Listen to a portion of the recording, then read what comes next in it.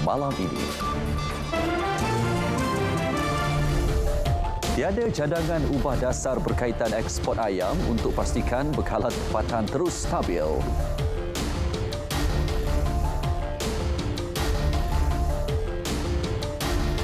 Agihan fasa pertama peranti siswa bermula bulan ini. Skop kelayakan diperluas.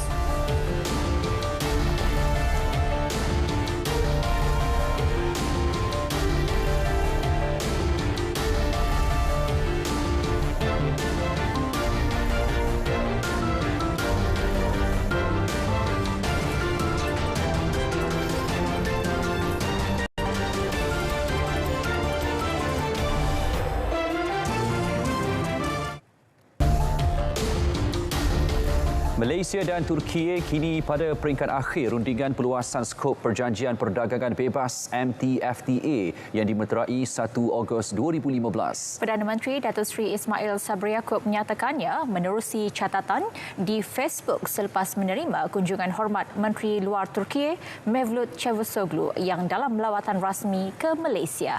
Menurut Perdana Menteri, perluasan skop MTFTA merangkumi bidang lain seperti pelaburan, perkhidmatan dan dagang bagi meningkatkan potensi pengembangan ekonomi kedua-dua negara. Mengenai keselamatan makanan, Malaysia Turki bersetuju untuk bekerjasama secara aktif dengan membangunkan pelbagai sumber dan rantaian makanan yang mapan bagi manfaat bersama. Hubungan dua hala Malaysia-Turki telah terjalin sejak 1957 dan ia dipertingkat kepada perkongsian strategik komprehensif. Jumlah dagangan telah meningkat sebanyak 74.2% daripada 9.74 bilion ringgit pada tahun 2020 kepada 16.97 bilion ringgit pada tahun 2021.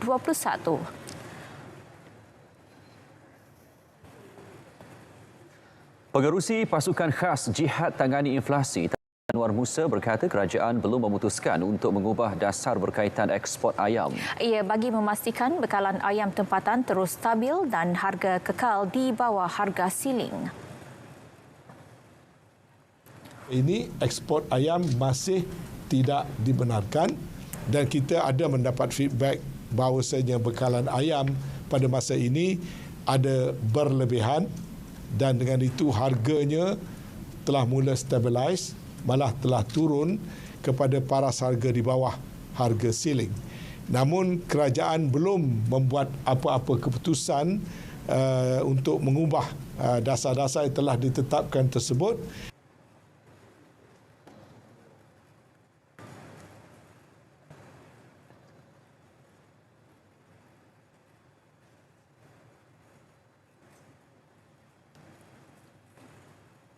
Sementara itu, usahawan koperasi akan mengadakan jualan produk pada harga lebih murah bermula 19 Ogos ini. Ia melibatkan 6 barangan utama seperti ayam, minyak dan gula. Tan Sri Anwar Musa memberi jaminan harga barangan 20% lebih rendah berbanding harga semasa. Indikasi harga kepada Jawatankuasa Jihad Menangani Inflasi yang mana kesemua barangan itu telah dijamin akan dijual antara 10 ke 20% lebih rendah daripada harga pasaran sekarang. Ini juga termasuk memberi peluang kepada koperasi untuk mengimport barangan tertentu termasuk gula dan memberikan kebenaran kepada koperasi untuk membuat pembungkusan. Belum ada bukti video tular kononnya minyak masak paket terapung di perairan Indonesia dibawa dari Malaysia. Orang ramai diminta tidak buat andaian sehingga ada kenyataan jelas. Ya, Tan Sri Anwar Musa meminta yang menyiarkan video berkenaan tampil memberikan maklumat lanjut dan bukti sekiranya ia benar. Sehingga kini kita cuba mendapatkan pengesahan daripada pihak media yang membuat laporan berkenaan, tetapi tidak ada satu pihak pun setakat ini yang dapat membuat pengesahan dan memberikan bukti-bukti lanjut tentang gambar-gambar yang ditularkan. skop kelayakan, pemberian tablet program peranti siswa diperluas kepada 4 lagi kategori B40. Ini meliputi pelajar program asasi IPTA bawah Kementerian Pengajian Tinggi, pelajar matrikulasi serta pelajar semester 1 dan 2 tingkatan 6 bawah Kementerian Pendidikan selain pelajar diploma di kolej vokasional. Permohonan fasa 2 dibuka mulai hari ini hingga 30 September. Maklumkan dalam permohonan fasa pertama yang telah dibuka, terdapat sejumlah kira-kira hampir 40% daripada pemohon didapati tidak layak tapisan awal. Untuk memastikan tidak ada yang tercicir, proses rayuan akan mula dibenarkan kepada mereka yang didapati permohonan tidak melepasi syarat permohonan secara online. Bagi membolehkan kes rayuan dibuat dengan cara yang lebih teratur, Kementerian mengambil keputusan untuk melibatkan kepimpinan persatuan-persatuan mahasiswa di universiti-universiti untuk membuat pengesahan-pengesahan, sementara bagi kes-kes rayuan pelajar-pelajar sekolah akan melibatkan pemimpin-pemimpin tempatan termasuk ahli-ahli parlimen. Dalam sidang media mengenainya, Tan Sri Anwar memaklumkan permohonan fasa 2 peranti siswa dijangka bakal memberi manfaat kepada lebih 60,000 pelajar. Roll out yang pertama akan dilaksanakan pada hujung bulan ini. Akan disempurnakan oleh Yang Berhormat Perdana Menteri, insya-Allah di UiTM Shah Alam, dan selepas itu akan disusuli dengan IPTA dan IPTS berdasarkan kepada kemasukan pelajar-pelajar di IPTA dan IPTS yang berkenaan pada sepanjang bulan September. Tan Sri Anwar turut memaklumkan jawatan kuasa perolehan memilih Samsung sebagai pemenang tawaran tender terbuka program peranti siswa.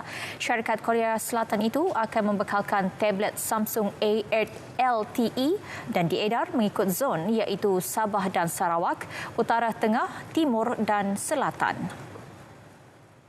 Memberikan pemakluman bahawasanya proses perolehan peranti yang telah dibuka semula secara tender terbuka telah pun selesai dilaksanakan menjelang penghujung Julai 2022 berdasarkan kepada penelitian dan keputusan perolehan tender semula oleh Kementerian Kewangan.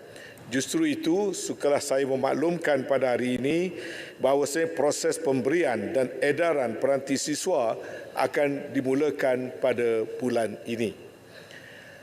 Untuk peringkat awalan ini dijangkakan kira-kira 350,000 unit yang telah terlibat dalam pesanan dan dijangka akan diagihkan kepada mahasiswa-mahasiswa pada kelompok-kelompok. Jika peranti dibekalkan rosak, pelajar boleh terus memohon gantian kerana setiap peranti Android mempunyai 2 tahun jaminan. Dan golongan pelajar yang ditemui yakin inisiatif peranti siswa yang diperluas bakal memudah cara proses pengajian meskipun kuliah kembali dikendalikan secara bersemuka. Perlu sebab kalau guna macam dalam phone je, saya rasa macam tak cukup. So, bila ada tablet, boleh bawa pergi macam-macam tempat. Kalau laptop macam berat sangat. Tablet macam very useful lah, macam boleh bawa dalam bag. Ada. Contohnya macam kursus pembelajaran yang melibatkan software. Yang melibatkan sistem yang menggunakan Word ataupun PowerPoint. So, memang masa pandemik itu memang kami pun 100% berharap pada peranti inilah. Sejak pandemik, memang sampai sekarang pun walaupun kita face to face, lecturer ataupun student lebih comfortable dengan menggunakan tablet ke phone ke, gunakan network lah untuk belajar, untuk Google, untuk search semua tu. So memang walaupun dah pandemik ke, dah okey ke, dah normal nanti ke, memang akan gunakan Google, internet semua tu kan. Nak bayar top up semua tu is like kind of mahal. So kalau boleh as a student kita orang akan dapat like a free wifi untuk kita orang guna, and kelajuan dia for kita nak buat research and nak buat assignment boleh mudahkanlah. Bagi golongan pendidik dan ibu bapa, harapan mereka adalah agar kemudahan yang diberi dapat meningkatkan literasi digital, namun perlu digunakan dengan penuh rasa tanggungjawab. Remaja atau kanak-kanak ini, remaja lah, especially remaja yang bagaimana untuk mendapat pengetahuan dan menambahkan skill, soft skill yang boleh diperolehi through tablet ini. It's a good perantara yang terbaik lah untuk mereka mendapat maklumat selain daripada belajar dalam kelas. Sebab pengetahuan itu di hujung jari mereka je. Cuma orang kata perlukan juga penapisan tertentu lah. Jadi kalau peranti siswa ni dikembangkan, orang kata bagus, tapi masih lagi memerlukan orang kata satu sempadan yang menghalang daripada pengaruh negatif sampai kepada mereka. Mahkamah Khas Rasuah di Shore ditubuhkan di semua peringkat kehakiman. Perkara itu antara cadangan di kemuka laporan tahunan Jawatan Kuasa Khas mengenai rasuah JKMR tahun 2020 yang diserahkan kepada Perdana Menteri Datuk Seri Ismail Sabri Yaakob. Ketiga ialah berhubung dengan perlunya Mahkamah Anti Rasuah atau Mahkamah Mengenai Rasuah diwujudkan di negara kita secara khusus dari Mahkamah Session, Mahkamah Tinggi, Mahkamah Rayuan dan Mahkamah Persekutuan. Dengan hakim-hakim yang berpakaran, tidak ditukar ganti mengikut musim. Ini akan memberi satu suasana ketetapan, kepakaran, juga kejituan mahkamah itu khusus mengenai rasuah.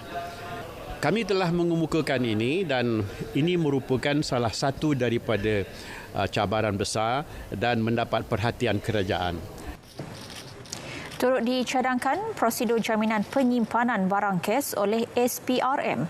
Tan Sri Dr. Rais berkata demikian selepas majlis penyerahan buku laporan tahunan JKMR tahun 2020 di Parlimen.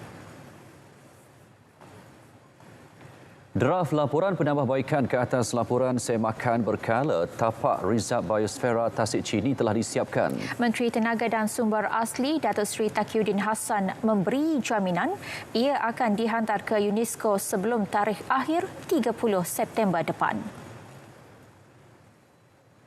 Saya yakin dan percayalah bahawa laporan yang kita akan buat dan tindakan yang kita akan ambil ini akan tidak akan menyebabkan status UNESCO Biosfera ini akan ditarik baliklah.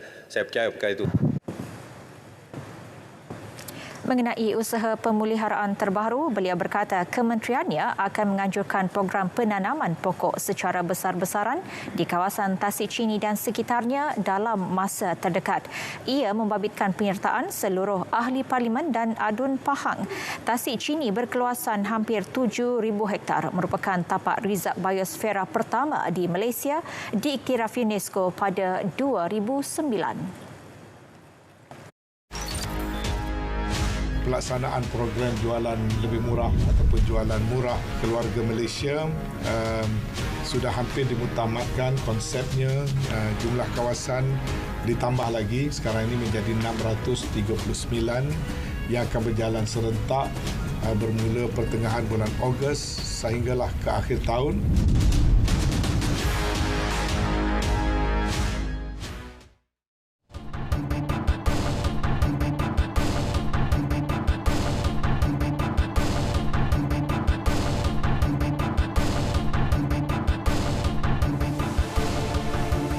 Sejak Februari 2022 hingga 29 Julai lalu, 8,970 permohonan subsidi daripada penternak ayam telah diluluskan.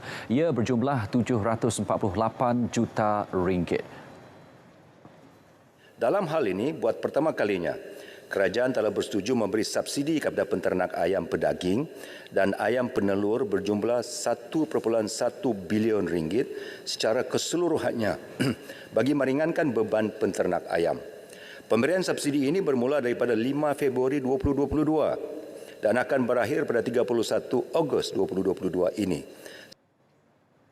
Ketika menjawab pertanyaan Wakil Keluang Wong Shu Chi, beliau sekali lagi memaklumkan sekatan pengeksportan ayam pedaging hidup yang masih berkuat kuasa adalah bersifat sementara. Ia dilaksana hingga harga dan pengeluaran ayam kembali stabil sepenuhnya. Kebenaran mengekspor semula ayam pedaging hidup hanya akan diputuskan kerajaan berdasarkan kajian kedudukan stok dan pengeluaran di peringkat ladang. Program Jelajah Aspirasi Keluarga Malaysia JAKM Sarawak menawarkan pelbagai aktiviti menarik bermula esok hingga Ahad ini di dataran perayaan Petra Jaya Kuching. Istimewanya buat pertama kali dalam siri JAKM, anda dapat menyaksikan planetarium bergerak yang disediakan Kementerian Sains, Teknologi dan Inovasi. Pelbagai kaunter perkhidmatan kerajaan turut akan dibuka. Laporannya bersama Firdaus Ar-Rashi Idris. Sebanyak 28 kaunter perkhidmatan kerajaan dibuka sepanjang program Jelajah Aspirasi Keluarga Malaysia JAKM peringkat negeri Sarawak. Dan kaunter-kaunter ini juga akan menyediakan bantuan dan perkhidmatan langsung kepada rakyat.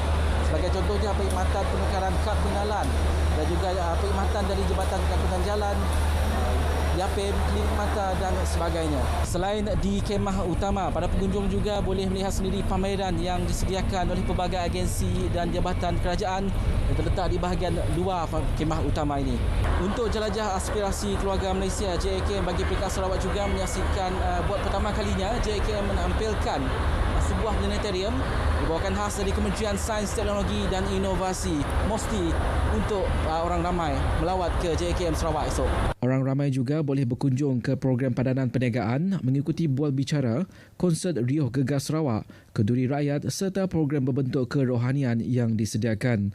Program yang bermula dari pukul 9 pagi hingga 9 malam ini merupakan siri ke-7 selepas penganjurannya di Johor, Perlis, Sabah, Terengganu, Perak dan Kelantan yang akan dirasmikan Perdana Menteri Datuk Seri Ismail Sabri Yaakob Ahad ini. Lebih 1,000 peluang kerja turut ditawarkan menerusi Karnival Kejaya Jamin Kerja melibatkan lebih 25 syarikat dalam perkhidmatan awam dan swasta, sektor industri pembuatan, perdagangan, pemborongan, peruncitan dan perhotelan. Tidak ketinggalan program jualan murah barangan keperluan yang menawarkan diskaun harga antara 15 hingga 30%. Bersifat inklusif menentasi sempadan agama, bangsa dan kaum, semua rakyat ayuh berkunjung ke JAKM dan bersama-sama sebagai keluarga Malaysia yang utuh menerusi 3 teras utama merangkumi keterangkuman, kebersamaan dan kesyukuran. Firdaus Ar-Rashi, RTM. Sejumlah 5.2 bilion ringgit nilai kerugian direkodkan untuk tempoh dari 2020 hingga Mei tahun ini melibatkan kes penipuan dalam talian. Bagi membendung jenayah tersebut, kempen #TakNakScam 2022 dilancar Kementerian Dalam Negeri dan Hal Ehwal Pengguna KPDN HEP dengan kerjasama Meta Malaysia. Pengarah negara Meta Malaysia Nicole Tan berkata antara inisiatif pihaknya termasuklah mengenal pasti kewujudan akaun palsu dalam aplikasi kendaliannya menggunakan teknologi kecerdasan buatan AI. And so our using a combination of machine learning and artificial intelligence, we continuously improve so that we learn how to make sure we identify and remove these accounts before they try to appear. Beliau berkata demikian selepas pelancaran kempen #TakNakScam 2022 di Ibu Negara. Edisi kedua kempen berkenaan memfokuskan 5 kaedah penipuan dalam talian paling utama termasuk penipuan e-dagang, pinjaman wang haram, penipuan pekerjaan, penipuan pelaburan dan kedai wang. Kempen juga menjurus kepada memupuk dan meningkatkan kesedaran orang ramai mengenai jenayah penipuan di alam cyber. Sehingga 30 Jun, Kementerian Perdagangan Dalam Negeri dan Hal Ehwal Pengguna KPDN HEP telah menerima sebanyak 4,114 aduan melibatkan transaksi dalam talian. Sebanyak 24,265 tempahan diterima bagi keseluruhan model Pro 2 pada Julai. Meskipun pengecualian cukai jualan tamat 30 Jun lalu. Jualan bagi tempoh Januari hingga Julai juga memberangsangkan dengan peningkatan sebanyak 48.7% kepada 145,689 unit. Menerusi kenyataan medianya, Presiden dan Ketua Pegawai Eksekutif Pro 2, Datuk Seri Zainal Abidin Ahmad berkata, permintaan yang tinggi didorong faktor pembeli yang ingin menikmati harga pelepasan cukai jualan. Bilangan tempahan kenderaan baharu lebih baik daripada jangkaan, sekaligus membuktikan industri automotif masih ada potensi cerah untuk berkembang. Bagaimanapun, terdapat beberapa isu yang belum selesai seperti kekurangan tenaga kerja dan bekalan chip semikonduktor. Pro 2 menjangkakan pengeluaran dapat beroperasi sepenuhnya bermula bulan ini. Syarikat telah mendapatkan bekalan chip semikonduktor secukupnya untuk mengeluarkan dan mendaftar lebih daripada 247,800 unit tahun ini. Pengecualian duty stamp ke atas surat cara pindah milik dan perjanjian pinjaman bagi pembelian rumah pertama secara peringkat atau tier harga rumah, iaitu bagi rumah berharga RM500,000 dan ke bawah. Insentif pengecualian duty stamp adalah sebanyak 100%. Yang kedua, bagi rumah berharga melebihi RM500,000 sehingga RM1 juta, insentif pengecualian sebanyak 50%. Pengecualian ini adalah bagi perjanjian jual beli yang disempurnakan dalam tempoh mulai 1 Jun 2022 sehingga Disember 2023. Bersua kembali. Jabatan Perkhidmatan Awam JPA menafikan dakwaan pihak tertentu kononnya Ketua Pengarah Perkhidmatan Awam KPPA Datuk Seri Muhammad Syafiq Abdullah ada mengeluarkan kata-kata kesat terhadap pegawai imigresen di KLIA. Justru jabatan itu mengesyorkan perkara terbabit disiasat pihak berkuasa berkaitan. Menerusi kenyataan, JPA menegaskan tuduhan yang tular di media sosial adalah tidak berasas. Sebaliknya, KPPA hanya menegur pegawai terlibat mengenai pematuhan SOP tugas. Terdahulu, Menteri Dalam Negeri Datuk Seri Hamzah Zainuddin mengarahkan Jabatan Imigresen menjalankan siasatan bagi mendapat gambaran sebenar insiden.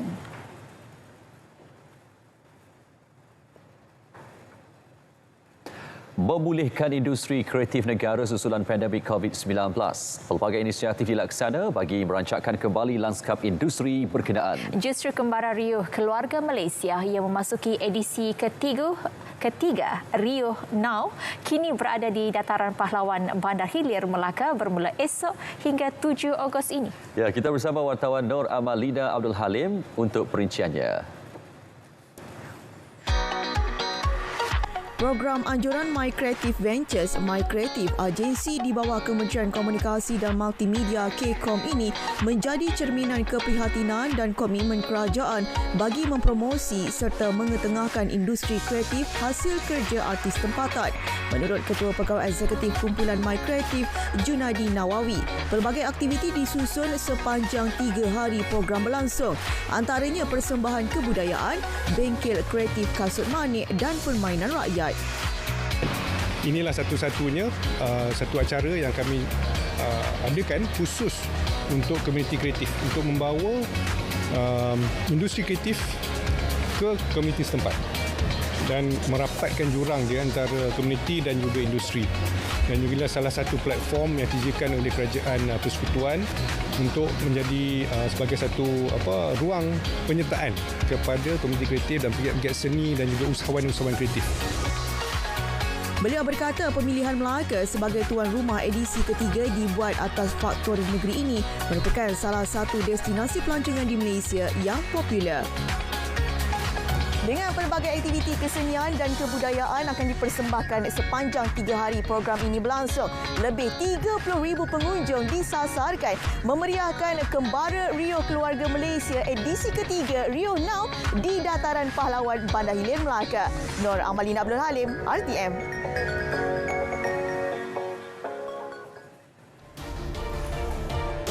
Baik, seperti biasa, berita perdana kita akan teruskan dengan perkembangan sukan. Dan aktor Haji Amzah nampaknya sudah bersedia. Silakan. Silakan sahabat. Malaysia teruskan misi buru pingat emas Sukan Commonwealth. Muhammad Nazim sekali lagi cipta sensasi di Colombia.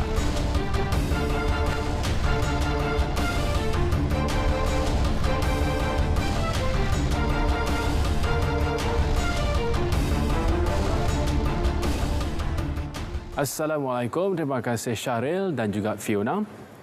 Yang di Pertuan Agong, Al-Sultan Abdullah Riayatuddin Al-Mustafa Billah Shah menzahirkan ucapan takziah kepada keluarga mendiang bekas legenda beregu badminton negara Dato' Ong Boon Bee yang meninggal dunia semalam. Mendiang mengembuskan nafas terakhir pada usia 84 tahun akibat aneurisma.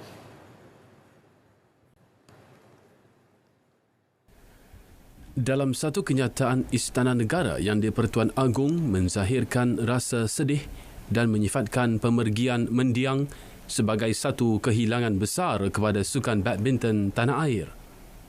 Semasa era kegemilangan, mendiang yang berasal dari Ipoh Perak dan gandingannya Datuk Tan Yi Kan menjadi juara pada kali pertama mewakili negara pada kejohanan All England 1965. Antara kejayaan yang pernah dilakar mendiang dalam acara beregu lelaki ialah meraih pingat emas pada Sukan Commonwealth Edinburgh 1970, Sukan Asia Jakarta 1962 serta Sukan Asia Bangkok 1966. Upacara pengebumian akan diadakan di Nirvana Memorial Park di Ipoh pada Ahad ini. Perkembangan Sukan Commonwealth 2022 di Birmingham. Badminton, beregu campuran negara dan bowling padang menerusi acara pairs wanita dilihat berada di landasan terbaik bagi memburu pingat pada tamasya ini. Dalam saingan beregu campuran menyaksikan pasangan negara Tan Kiang Ming, Lai Pei Jing nyata tidak berdepan masalah bertemu pasangan dari Mauritius, Techraj Paltu, Ganesha Mughar untuk menang straight set 21-15, 21-8 dalam aksi pusingan kelaikan petang tadi. Kiang Ming, Pei Jing beraksi selaku pilihan utama kejohanan, malah kejayaan menghadiahkan pingat emas dalam acara berpasukan juga mampu menjadi tonik terbaik untuk pasangan tersebut melakar kecemerlangan.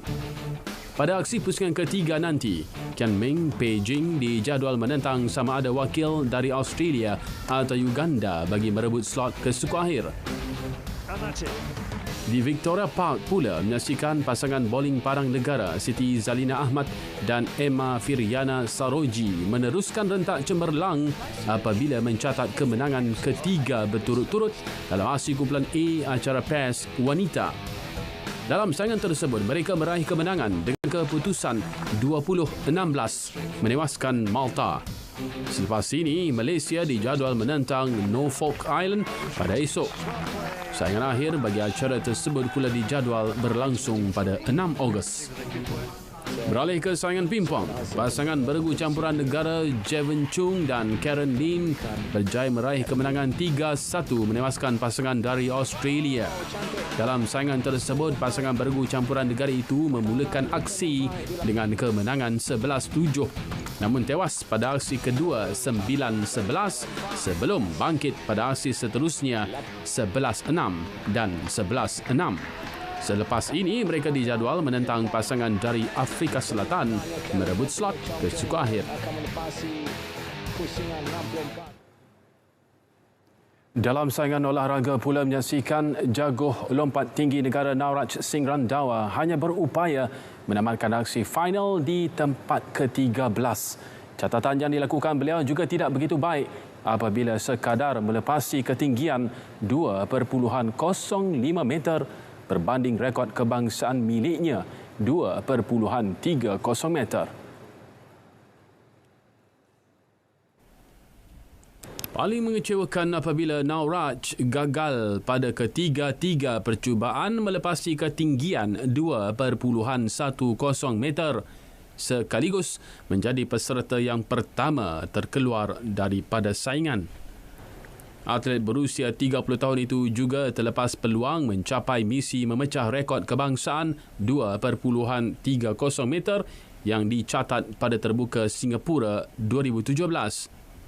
Pingat emas secara berkenaan dimenangi atlet New Zealand Hamish Kerr dengan lompatan 2.25 meter.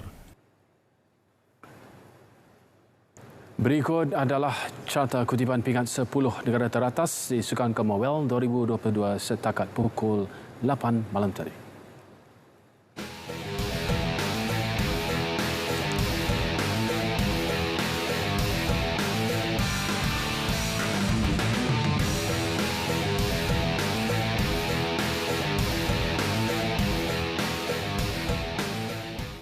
Baik, kita beralih ke perkembangan Sukan Universiti ASEAN di Thailand. Kecemerlangan kontingen Malaysia pada tamasya ini diteruskan menerusi atlet wushu negara Tan Chong Wan dan Tammy Tan Yu Ling. Chong Wan dan Tammy masing-masing memenangi pingat emas antara Ganshu lelaki dan Janshu wanita. Beraksi di Menara Suni, catatan 9.65 meter diraih Chong Wan membolehkan beliau meraih pingat emas, manakala wakil Singapura dan Indonesia di tempat kedua dan ketiga. Emas kedua diraih menerusi Janshu wanita selepas Tan Mi Hui Ling meraih catatan tertinggi 9.67 meter. Kalau boleh, saya nak dapat medal 1 untuk Malaysia. Untuk menaikkan Malaysia punya nama dan kita punya sokongan banyak semua. Sangat gembira dan sangat proud sebab boleh macam make Malaysia proud of us. So yeah. Nak terima kasih juga kepada KPT, APU dan semua kontingen Malaysia yang memberi sokongan kepada kita yang banyak. Selain wushu, silat juga berjaya menambah 1 pingat emas menjadikan keseluruhan pungutan pingat kontingen negara mencecah 45 pingat emas. Ini pula kisah atlet pecut negara yang semakin meningkat naik. Muhammad Azim Muhammad Fahmi terus mencipta sensasi pada kejohanan olahraga dunia bawah 20 tahun di Kali Columbia. Terbaru, beliau menamatkan aksi 200 meter dengan catatan 20.831 yang juga rekod baru bawah 20 tahun kebangsaan bagi acara ini. Lebih membanggakan, catatan bahasa itu juga semakin menghampiri rekod 200 meter kebangsaan yang ketika ini masih menjadi milik Russell Alexander Nasir Taib dengan catatan 20.771 dilakukan pada 2019. Dalam saingan yang berlangsung di Columbia awal pagi tadi, catatan yang dilakukan Muhammad Azim itu juga membolehkan beliau mengesahkan tempat dalam kalangan 24 pelari terbaik layak ke separuh akhir. Atlet kelahiran Perak berusia 18 tahun ini sebelum ini mempunyai catatan peribadi terbaik 20.891 saat yang dianggap masa kedua terpantas dalam sejarah acara 200 meter negara, iaitu selepas catatan Russell. Pada Selasa lalu, Muhammad Azim menjadi tumpuan apabila mencipta rekod baharu 100 meter kebangsaan dengan catatan 10.09 saat pada kejohanan di Kali Columbia ini.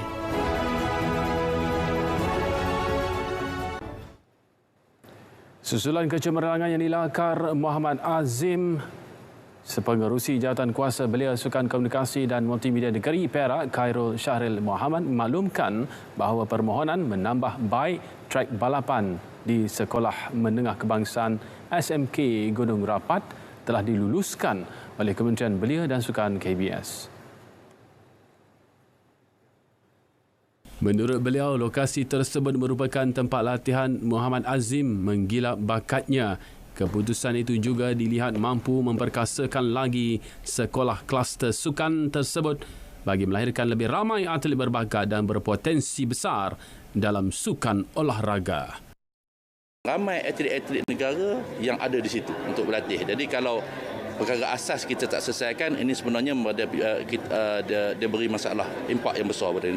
Seperti mana ucapan saya tadi dah, saya tak nak dilihat kita yang menjadi kekangan kepada suatu perkara, sama ada dalam usaha digital tadi ke ataupun sukan, kita tak nak jadi halangan.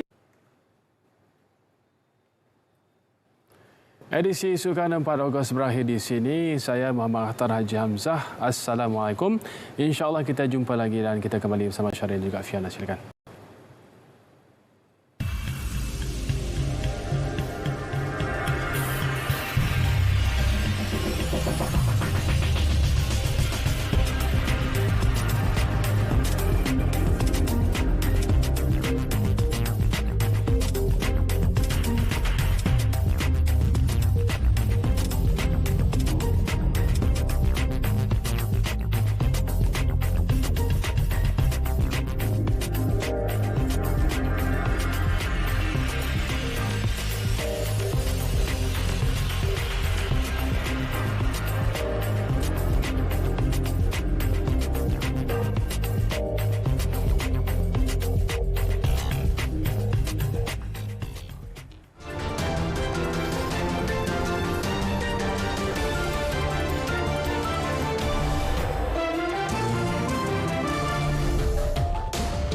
Masih bersama berita perdana. Baik, Fiona, agak-agak apa tindakan Fiona jika anak-anak tiba-tiba hilang ketika Fiona sedang fokus memandu?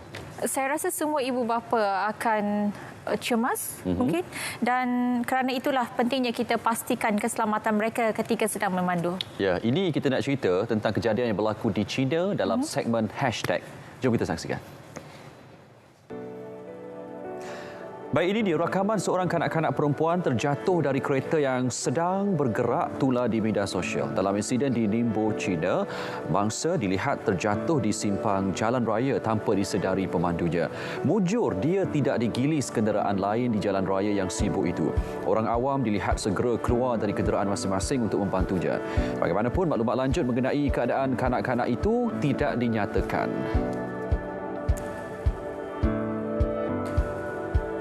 Di Chile, sebuah lubang benam berdiameter kira-kira 25 meter muncul di kawasan Pelombongan. Seorang pekerja yang mengawal tapak itu menemui luang terbabit apabila kembali bekerja selepas hujung minggu. Katanya tiada pekerja cedera atau terjejas akibat lubang berkenaan. Tapak berkenaan kini ditutup untuk siasatan lanjut. Baik, ini pula perkhidmatan kereta api di sebuah bandar tergendala apabila seekor kura-kura seberat 50 kg berada di tengah landasan baru-baru ini.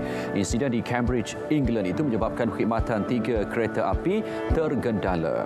Kura-kura bernama Clyde dikatakan mengalami kecederaan ringan selepas dilanggar kereta api.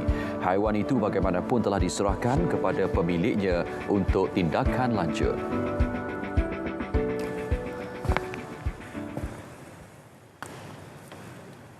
Baik, berita perdana 4 Ogos 2022 berakhir di sini. Dapatkan perkembangan sahih sepanjang masa melalui portal berita.rtm.gov.my. Semarakkan sambutan Bulan Kebangsaan dengan sama-sama mengibarkan jalur gemilang. Ya, dengan itu Assalamualaikum. Salam keluarga Malaysia.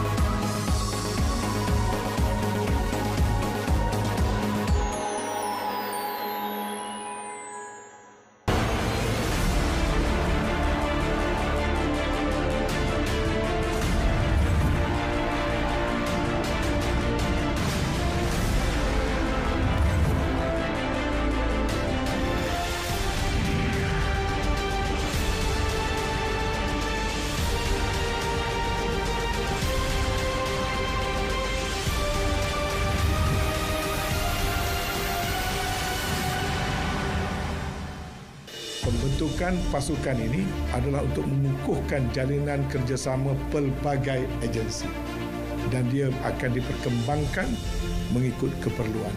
Jawatankuasa ini akan menekankan kepada aspek penguatkuasaan dan tindakan-tindakan yang akan diambil daripada semasa ke semasa secara berterusan.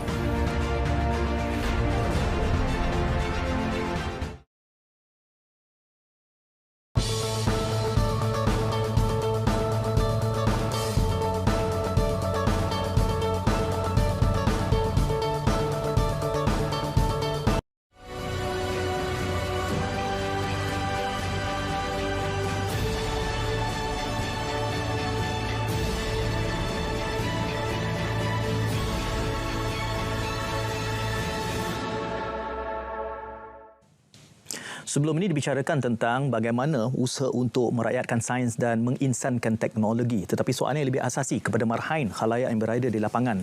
Apa ertinya semua ini? Bersama Menteri Sains, Teknologi dan Inovasi sebelum ini. Dan kami undang sekali lagi Yang Berhormat Dr. Seri Dr. Adham Baba. Assalamualaikum Dr. Seri. Waalaikumsalam warahmatullahi wabarakatuh. Ya, itu cogan kata yang sangat menarik perhatian saya sekurang-kurangnya. Banyak dibicarakan sebelum ini bersama Rina tentang dasar, enabler dan juga usaha-usaha yang telah pun dilengkapkan. 2030 Malaysia bakal menjadi high-tech nation. Negara berteknologi tinggi. Tetapi kalau kita cuba menterjemahkan hasrat itu kepada marhain di bawah, soal merakyatkan sains dan menginsankan teknologi ini, dari kacamata MOSTI, bagaimana limpahan itu akan dapat dirasakan oleh rakyat keseluruhannya? Itu soalan awal saya. Ya, perkara yang dibangkit mestilah dekat dengan rakyat. Dan ketika ini tentu sekali rakyat bertanyakan bagaimana kita boleh membantu mereka menyelesaikan konflik yang ketara depan mata kita. Yang pertama tentu sekali krisis bekalan makanan. Kita mula di situ. Ya, kita mula di situ. Krisis bekalan makanan ni melibatkan input dan output. Jadi input ni melibatkan pelbagai kaedah. Antaranya MOSTI telah pun membuka bilik gerakan ataupun war room pada 10 Jun yang lepas. Di mana kita telah melihat keseluruhan teknologi yang telah digunakan di negara kita yang mampu untuk sebagai enabler kepada mengurangkan kos dan menambah produktiviti. Itu perkara penting. Jadi kita perlu lihat bagaimana kita membantu masyarakat melalui teknologi. Dan tentu sekali teknologi ini telah ada dalam senarai kita di War Room. Dan setakat ini ada 46 teknologi yang berasaskan kepada bagaimana kita dapat mengurangkan cost input dan menambah produktiviti. Antara contoh yang ketara sekarang ini tentu sekali bekalan makanan untuk haiwan, ternakan. Jadi kos untuk bekalan ternakan merupakan rumput, dedak, hampas dan sebagainya. Untuk permulaan dalam teknologi yang kita ada, tentu sekali kita ada teknologi yang bagaimana digunakan dan dikeluarkan oleh Agensi Nuklear Malaysia, iaitu biak baka rumput Napier yang baru. Maknanya dengan adanya teknologi terbaru, rumput Napier ini yang diusahakan teknologinya oleh Agensi Nuklear Malaysia dapat menambah jumlah protein dalam rumput tersebut dan membantu pertumbuh besaran haiwan ternakan. Dan rumput Napier ini juga boleh digunakan sebagai silage. Kedua, tentu sekali melalui Agensi Nuklear Malaysia kita dapat menolong membantu 70,000 hektar padi yang ditanam dengan benih baru, varieti baru padi IS21 yang lebih tahan kepada cuaca yang ekstrim. Dan dengan adanya benih baru varieti padi IS21 ini yang menggunakan teknologi yang dikeluarkan oleh Agensi Nuklear Malaysia, iaitu arus sinar gamma, yang mana tentu sekali 40,000 petani telah pun menggunakan benih ini. Dan benih ini dapat menambah yield 40 hingga 50%. Di samping itu dapat mengurangkan kos input. Jadi ini membantu sangat daripada security makanan dan bekalan beras kita terutama sekali. Dan dengan adanya teknologi ini, dia berkait rapat juga dengan teknologi yang baru, iaitu penggunaan sensor. sensor-sensor yang perlu digunakan seperti sensor soil management, sensor pH, sensor berkaitan dengan udara, sensor yang berkaitan dengan penggunaan environmental climate. Jadi ini diusahakan oleh Nano Malaysia Berhad ataupun dipanggil Nano Malaysia, yang mana dia mengeluarkan beberapa produk berteknologi tinggi terhadap sensor-sensor ini. Dan sensor-sensor ini adalah yang menggunakan apa yang dipanggil Revolution IoT, Revolution Internet of Nanothing. Jadi projek yang kita telah usahakan untuk membantu dari segi security makanan ni ialah bagaimana projek yang langsung di Manong, Perak. Iaitu kita menggunakan teknologi solar sebagai pemboleh daya kepada pembekalan tenaga kepada teknologi sensor, di mana produk-produk yang berkaitan dengan tanaman tu dapat diusahakan menggunakan aquaculture.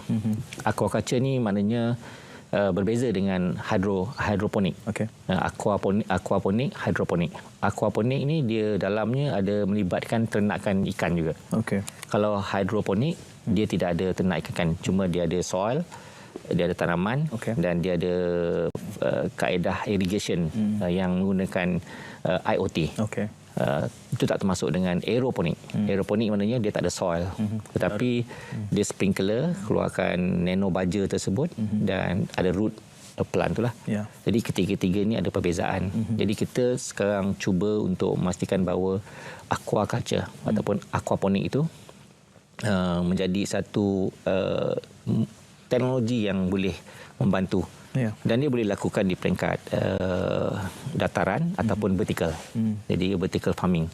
Dan kita ada juga usahakan supaya ada program yang dipanggil Surf X1, iaitu pertanian pintar, bagaimana boleh menghasilkan produk-produk makanan, terutama sekali tanaman bermutu tinggi dalam keadaan yang dipanggil climate independent greenhouse, yang mana boleh membantu tanaman-tanaman yang bermutu tinggi dan menggunakan teknologi IoT, nano sensor, baja dan sebagainya. Jadi dengan adanya aquaponik ni, dia membantu grower dipanggil petani apa, grower, pengeluar pelbagaikan output. Kalau tak hanya tanaman berunsurkan tanaman makanan, dia ada juga ikan. Perikanan. Jadi kita boleh laksanakan di daratan teknologi-teknologi inilah. Jadi menggunakan nano filter ni, kita bukan saja dapat menghalang tumbuhan lumut. Kita boleh pastikan sistem irrigation ataupun dripping of water tu, pengairan tu dapat dikawal 24 jam. Inilah antara teknologi kita yang kita gunakan. Tapi sumber tenaga penting, iaitu gunakan solar. Solar teknologi baru di mana kos output akan turun kerana penggunaan solar tu dilaksanakan secara automatik selama 24 jam lah. Jadi inilah antara usaha-usaha yang dilakukan oleh War Room MOSTI ketika ini. Kita dah kenal pasti 46 teknologi yang boleh digunakan. Saya boleh sebut lagi, ada lagi teknologi, tetapi kita akan usahakan bersama dengan Jabatan Pertanian Malaysia. Untuk perikanan, kita bersama dengan Nikmat, dengan LKM dan juga Jabatan Perikanan Malaysia. Jadi ini antara sumbangan MOSTI untuk memastikan bahawa bekalan makanan, security makanan dengan menggunakan teknologi terkini dapat diusahakan, di samping mengusahakan supaya kos input itu dapat diturunkan dan produktiviti dapat ditingkatkan. Datuk Sri, saya yakin 46 teknologi itu kita perlukan masa lebih panjang untuk membutirkan satu persatu. Saya dapat mengutip tadi sekitar 6 atau mungkin 7 teknologi yang sudah pun kita bincangkan. Satu elemen yang menarik perhatian saya adalah soal, saya yakin kita tidak miskin idea kerana kebanyakan teknologi dan idea itu kita boleh pungut di dalam desa buana, ramai yang melakukannya, tetapi behavioral science, sikap, take up rate, penerimaan kalangan pemain yang ada, kerana kita memahami kerangkanya ini mesti. Tadi banyak agensi-agensi di luar mesti. Jadi soal mengasuh rakyat, sebab kita bercakap soal sains, merakyatkan sains dan menginsankan teknologi, bagaimana behavioral ini boleh dipengaruhi dalam kerangka mesti supaya kita punya penerimaan yang lebih baik dalam kalangan pemain-pemain yang ada. Apa yang boleh kita lakukan? Ini melibatkan pemudayaan. Pemudayaan membawa erti kita perlu mulakan penerima gunaan teknologi itu di peringkat bawah. Bermula dengan industri yang dipanggil STEM lah. Sains, teknologi, engineering, matematik. Perlu dipupuk supaya dalam kerangka rancangan Malaysia ke-12 dia menyebut dua perkara. Pertama, adoption, iaitu penerima gunaan. Penerima gunaan ini seperti menawar kata, dia akan melibatkan apa yang dipanggil behavior. Behavior awal lah. Dan yang kedua, leveraging. Leveraging ni kita tambah nilai. Leverage lah. Apa yang ada tu kita leverage teknologi yang ada tu supaya behavior tersebut diguna pakai. Sentiasa dipraktikkan di peringkat rakyat akar umbi. Itu yang saya sebut awal dalam wawancara saya. Teknologi ini kalau kita kuasai, kita akan jadi seperti mereka yang saya sebutlah, Bill Gates, Mark Zuckerberg, Elon Musk, Steve Jobs, berapa nama, Jack Ma. Jack Ma dia e-commerce, platform behavior e-commerce. Dan pandemik COVID-19 ni mengajar kita bagaimana essential services ni menggunakan pendigitalan. Jadi terbaru ni tentu saya akan cakap mengenai digital economy. Bagaimana pergerakan ekonomi itu menggunakan teknologi digital sangat penting. Untuk itu kita ada produk-produk yang kita sebut yang sedia ada dalam negara kita sendiri. Yang di luar banyak sebenarnya teknologi yang boleh kita adopt. Mungkin kita menggunakan kaedah teknologi transfer, behavior teknologi transfer sebelum ini. Tapi yang penting bagaimana negara kita ialah negara pencipta. Untuk mencapai high-tech nation 2030, kita punya kerangka menjadikan behavior untuk kita minat dan menguasai teknologi. Menginsan teknologi itu tinggi nilai dia dan tercapai. Jadi dengan adanya beberapa panduan-panduan dasar sains, inovasi, dasar sains teknologi inovasi negara, pemboleh daya melalui MySTIE 1010 tersebut, kita mampu untuk melaksanakannya secara holistik dan dia mesti across the board. Teknologi ini bukan milik MOSTI. Teknologi ini milik semua agensi kementerian kerana setiap agensi kementerian menggunakan teknologi. Dan untuk mempercepatkan ekonomi digital, digital ekonomi ini dia perlu teknologi. Sebab itu kita ada teknologi 5G sekarang yang ditunggu-tunggu oleh rakyat. Dan behavior penggunaan 5G ini perlu dipertingkatkan dengan ilmu penguasaan teknologi tersebut, penggunaannya, adoption of the technology itself.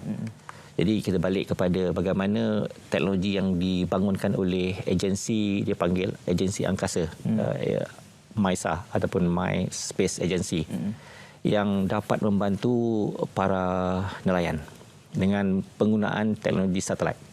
Remote sensing. Remote sensing ni banyak diperkatakan dalam teknologi. Tetapi remote sensing ni ikutkan baru. Yang banyak dikatakan komunikasi. Satelit ni ada 3. Satu komunikasi, kedua navigasi, ketiga remote sensing. Jadi yang terkini remote sensing. Sebab itu teknologi yang dibangunkan oleh My Space Agency ataupun Agensi Angkasa Malaysia ini terhadap teknologi remote sensing banyak membantu, terutama nelayan kita dari segi ekosistem nelayan untuk mencari pendapatan. Pertama, menggunakan remote sensing, dia dapat menapasi melalui aplikasi di mana kawasan ikan yang banyak. Jadi nelayan tak payah pergi tempat yang tak ada ikan. Kita menggunakan connection dengan Nikmat, gunakan Jabatan Perikanan Malaysia dengan menggunakan LKM. Kita beritahu mereka, para nelayan yang ramai ni, yang perlu diberikan maklumat di mana lokaliti kawasan ikan melalui remote sensing tersebut. Ini teknologi yang sangat luar biasa dan dia perlu digunakan untuk mendapat faedah yang luar biasa juga. Dan kita juga dapat membantu dengan remote sensing meteorologi, cuaca di mana kita ada monsun, kita ada ombak dan juga teknologi ini digunakan supaya navigate tu betul-betul. Jadi dengan adanya kerjasama antara Nikmat, LKIM, Jabatan Perikanan Malaysia dengan MISA MOSTI, kita sebenarnya membantu banyak, dan ini menambah input dan mengurangkan. Contoh, kalau mereka tepat pergi kepada lokasi yang tentu, penggunaan diesel akan kurang. Betul. Penambahan jumlah tangkapan akan bertambah. Ini yang membantu. Sangat membantu kita. Datuk Seri, ada beberapa soalan besar cuba saya gabungkan dalam 2 minit berbaki ni. 2030 Malaysia akan menjadi negara berteknologi tinggi. Kita tadi bercakap soal behavior. Selalunya membentuk behavior ini akan selalu saja dirujuk kepada Kementerian Pelajaran. Tapi hari ini saya bertanya kepada Menteri Sains, Teknologi dan Inovasinya. Kerana cabaran di Malaysia ini adalah membentuk pemikiran yang saintifik. Dia merentas termasuklah soal teknologi adoption sebelum teknologi adaptation. Dan kita melihat bahawa ini antara dunia yang sudah terbuka. Kita memerlukan keterbukaan itu untuk mendedahkan rakyat dan juga pengguna pemain industri kepada teknologi. Tapi kita juga tahu halangannya, soal ekonomi yang kemudiannya pergi kepada kementerian-kementerian lain. Tadi diceritakan tentang war room. War room untuk cabaran semasa. Bagaimana extension daripada war room itu boleh kita perkasakan supaya kita boleh mempengaruhi sikap dan pemikiran saintifik rakyat Malaysia. Dalam 2 minit yang berbaki ini, Datuk Seri. Berbalik kepada behavior menguasai sains, bidang sains. Kita panggil sains bidang sains dan teknologi. Kita jangan lupa tentang inovasi. Inovasi ni yang sebenarnya satu pemudayaan yang berkaitan dengan behavior. Jadi memupuk inovasi bukan mudah. Cabarannya banyak. Jadi cabarannya melibatkan concerted effort. Keseluruhan tindakan kita tu bukan sekadar membangunkan war room untuk menyelesaikan masalah semasa. Tetapi kita ada medium term dan long term plan. Bagaimana pemudayaan berkait dengan ekonomi yang ada asas sains, teknologi dan inovasi itu sendiri. Jadi banyak rakyat menantikan apakah dasar inovasi negara kita. Antara yang kita perlu laksanakan ialah bagaimana dasar inovasi sosial itu sendiri. Selepas mereka dapat membangunkan inovasi, kita akan serahkan kepada innovation enterprise ataupun social enterprise. Yang ni yang kita nak bangunkan. Social enterprise ni yang menyebabkan mereka menjadi pengusaha, entrepreneur, pencipta dan juga researcher. Dengan adanya rayuan kita supaya behavior untuk merakyatkan sains menginstan teknologi ini dipupuk, bukan milik MOSTI seperti yang diberitahu. Memang kita mohon supaya pelbagai agensi kementerian ini mengadoptasikan. Walaupun kita dah ada satu formula yang dipanggil NTIS, National Technology Innovation Sandbox, di mana kita menempatkan pegawai-pegawai dalam setiap kementerian supaya ada pegawai yang berkaitan dengan inovasi untuk memaklumkan kepada setiap kementerian apa perlu dilakukan. Dan tentu sekali saya mengajak lebih ramai orang masuk dan menguasai bidang teknologi dan sains. Dan teknologi yang terkini tentulah ada keutamaannya. Contoh teknologi yang perlu kita pelupuri dan banyak kerja akan kita cipta, iaitu bidang nanoteknologi. Kedua, bidang electrical vehicle. Pembangunan bateri. Dulu kalau kita panggil energi yang ada tu fossil energy, sekarang kita akan cerita pasal renewable energy. Tenaga yang diperbarui. Tentu sekali dia melibatkan pembangunan bateri yang perlukan nadi bumi seperti nikel, kobalt, lithium, iron phosphate. Yang ini teknologi dan grafin. Jadi dengan adanya penguasaan teknologi melalui behavior yang dipahamkan dari tingkat awal dan disebarkan across the ministry dan rakyat, dia akan diterima pakai. Seperti yang saya sebutkan tadi, 46 teknologi. Itu saja memerlukan masa lebih panjang untuk kita beri suluhan satu persatu. Datuk Seri, terima kasih. Kalau diizinkan, saya ingin feature setiap satu 46 teknologi itu untuk memakmurkan lagi minat terhadap sains dan teknologi kepada penonton kita. Terima kasih kerana kesempatan yang 20 minit ini. Mudah-mudahan ada kesempatan lagi, insya-Allah. Dan terima kasih kepada semua penonton inklusif. Kita jumpa lagi dalam kesempatan akan datang. Assalamualaikum dan salam olahraga.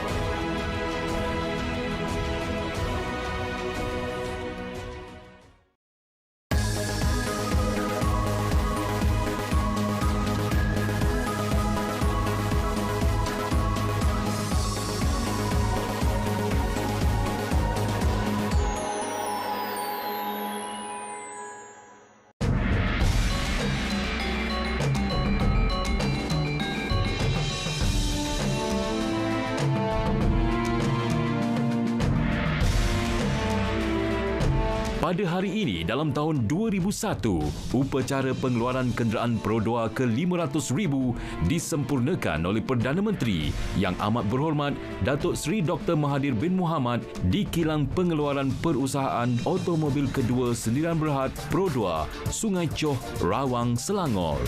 Pada majlis itu juga, Yang Amat Berhormat Datuk Seri Dr. Mahathir turut memperkenalkan model baharu Pro 2 Kelisa yang menjadi unit kenderaan ke-500,000 yang dikeluarkan oleh Pro 2 selepas 7 tahun syarikat ini beroperasi. Pro 2 Kelisa akan dilancarkan secara rasmi pada 24 Ogos 2001. Beliau diberikan keistimewaan membuat penilaian akhir kepada kenderaan tersebut sebelum menandatangani dan menampal sijil lulus. Model kelima Pro 2 ini dijual dengan harga antara RM36,000 hingga RM39,000.